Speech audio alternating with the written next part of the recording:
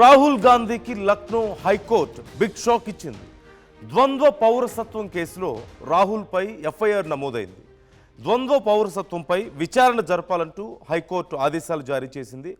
రాహుల్పై దర్యాప్తు చేపట్టాలంటూ ఇప్పుడు ఉత్తరప్రదేశ్ ప్రభుత్వానికి ఉత్తర్వులు ఇచ్చింది.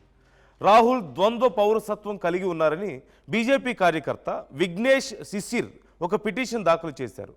బ్రిటన్లోని బ్యాకాప్స్ కంపెనీ వార్షిక నివేదికల్లో రాహుల్ తనని తాను ఒక బ్రిటిష్ పౌరుడిగా పేర్కొన్నారు అనే ఆరోపణలు ఉన్నాయంటూ కూడా చెప్పారు. అయితే రాహుల్ గాంధీ మీద ఇప్పుడు ఎఫ్ఐఆర్ నమోదు చేయాలన్న అభ్యర్థనను గతంలో జనవరి 28న లక్నోలోని ఎంపీ ఎమ్మెల్యేల ప్రత్యేక కోర్టు తిరస్కరించింది. పౌరసత్వానికి సంబంధించిన అంశాలపై నిర్ణయం తీసుకునే అధికారం తమకు లేదని క్రింద కోర్టు చెప్పింది. అయితే ఆ తీర్పును సవాల్ చేస్తూ దాఖలైనటువంటి ఇప్పుడు పిటిషన్ మీద హైకోర్టు మాత్రం ఈ ఆరోపణల మీద లోతైన విచారణ జరపాలి అంటూ ఆదేశాలు జారీ చేసినట్లుగా తెలుస్తుంది. కర్ణాటకకు చెందిన బీజేపీ కార్యకర్త ఎస్ విఘ్నేష్ శిశిర్ ఈ పిటిషన్ని దాఖలు చేయడం జరిగింది.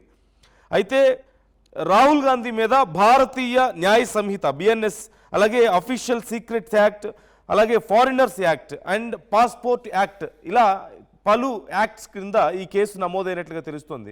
యాక్ట్స్ అండ్ సెక్షన్ల క్రింద నమోదైనట్లుగా తెలుస్తుంది. మొదట ఈ ఫిర్యాదు రాయ్ బరీలీలోని ఒక ప్రత్యేక కోర్టులో దాఖలైంది.